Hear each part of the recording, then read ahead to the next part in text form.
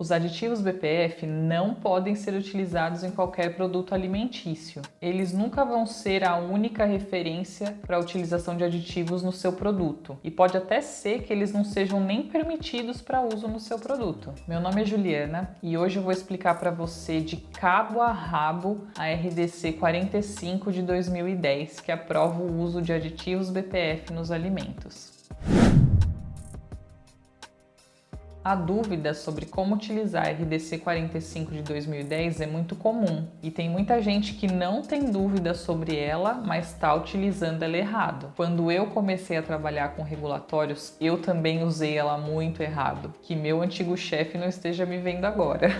Só que isso foi justamente por não existir nada nem ninguém que compartilhasse esse tipo de informação na internet. E a internet, na época, era mais escassa do que hoje em dia, quando a gente fala de informações técnicas demais. A não ser que você participasse de algum treinamento, workshop, alguma coisa assim, é que era possível tirar algumas dúvidas mais específicas. Então, a maior parte do que eu aprendi foi na raça mesmo, mas com você não precisa ser assim. Eu vou explicar essa RDC da Anvisa de cabo a rabo e você vai entender tudo sobre ela. Pra gente começar, o que é um aditivo BPF? São aqueles aditivos autorizados para uso segundo as boas práticas de fabricação e que não têm uma ingestão diária máxima definida, de acordo com os estudos que já foram realizados sobre eles. Portanto, podem ser aplicados nos alimentos sem um limite específico. Vamos deixar um asterisco aqui nesse sem limite específico, porque depois a gente vai tocar nesse assunto de novo. Como está dividida essa resolução? São 6 artigos que informam o tema dessa norma, que ela incorpora uma resolução do Mercosul,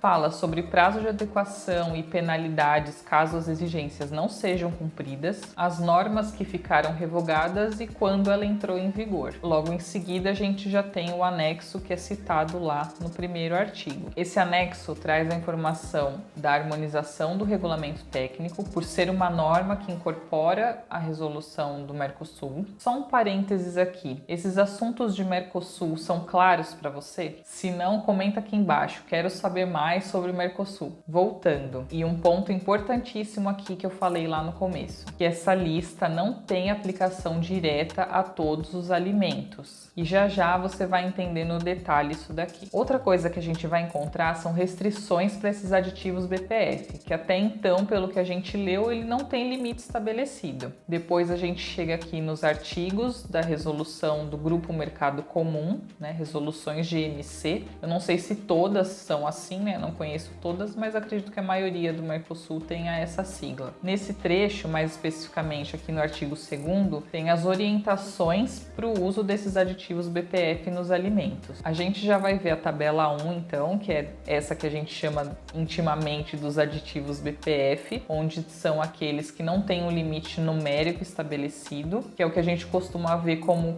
na coluninha do limite fica QS, ou Quantum Satis, Quantum Satis, não sei qual é a pronúncia correta. Esse QS quer dizer o quê? Eu vou até ler porque esse é mais difícil de falar. É a quantidade suficiente para obter o efeito tecnológico desejado, desde que não alterem a identidade e a genuinidade do alimento, exceto para as categorias de alimentos listadas na tabela 2. A gente já vai entender essa exceção também. Depois, da letra C até a letra G, a gente tem algumas orientações sobre a aplicação desses aditivos. Essas eu vou deixar para você fazer suas interpretações e a gente conversa aqui nos comentários. Finalmente, a tabela 1. Como a gente viu, ela lista todos os aditivos que têm o limite QS, ou Quantum Satis. E também, na última coluna, as funções atribuídas para cada um deles, as funções tecnológicas ou classes funcionais. O significado dessas siglas está na última página dessa legislação. Essa tabela está dividida em 2 partes. A primeira por ordem de INS de cada aditivo e a segunda parte por ordem alfabética dos aditivos. São os mesmos aditivos na primeira parte e na segunda parte da tabela, só muda o formato que eles foram organizados. Agora vem a tabela 2. Ainda são os aditivos BPF, os mesmos que a gente encontra na tabela 1, porém existe uma restrição de uso em algumas categorias de alimentos. Essas categorias elas estão listadas nesse primeiro quadrinho aqui. Agora eu vou dar um pause na RDC 45 para te mostrar como deve ser feita a consulta dos aditivos que podem ser utilizados no seu alimento. Então eu vou pegar aqui a farinha de trigo, que é a primeira exceção da RDC 45, para a gente entender como isso funciona. Primeiro, a gente precisa da lista específica de aditivos para a farinha de trigo. Essa lista específica está na RDC 60 de 2007. Ok, estou aqui com ela. Então a gente vai verificar quais aditivos essa RDC permite para a farinha de trigo. Só são permitidas essas duas funções, antiumectante e melhoradores de farinha. Para o caso dos antiumectantes, a gente só pode usar esses três. E para os melhoradores de farinha, já nessa primeira linha, logo depois desse título da função, você encontra a frase: todos os autorizados como BPF no Mercosul. É aqui que entra a RDC 45 de 2010. Então, para melhoradores de farinha, a gente vai considerar o que a gente vai olhar lá na RDC 45, mais esses outros que estão listados aqui abaixo dessa frase que a gente viu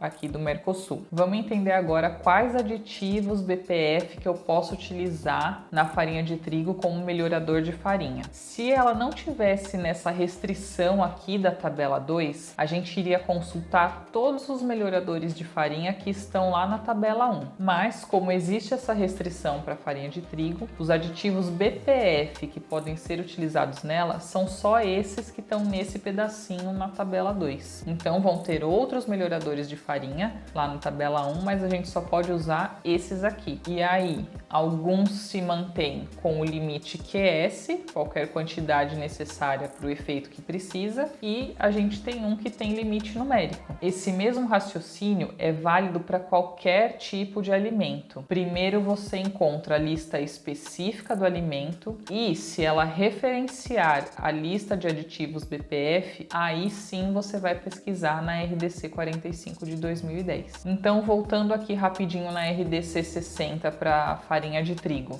Se a gente olhar os antiumectantes que são permitidos para ela, não tem a linhazinha descrevendo que os aditivos BPF são autorizados. Então você só pode usar esses três. Qualquer antiumectante que esteja lá na RDC 45 não pode ser aplicado na farinha de trigo. Se você trabalha com qualquer alimento que esteja presente aqui nessa tabela 2, é bem importante você ter mapeada essas condições que estão aqui. Vai ser fundamental para quando você estiver aplicando aditivos em uma formulação ou quando você estiver avaliando os aspectos regulatórios de uma. Por último e não menos importante, essa daqui é a tabelinha com as siglas das funções tecnológicas dos aditivos. Essas siglas, elas estão do lado do nome de cada aditivo nas tabelas que a gente acabou de ver, e os aditivos só podem ser aplicados nos alimentos com essas funções que estão autorizadas aqui nessa RDC ou nas listas de aditivos específicos. Você aprendeu algo que ainda não sabia sobre essa RDC 45? Curte esse vídeo se você quer que eu traga mais como esse, descomplicando alguma legislação específica. Obrigada e até o próximo vídeo.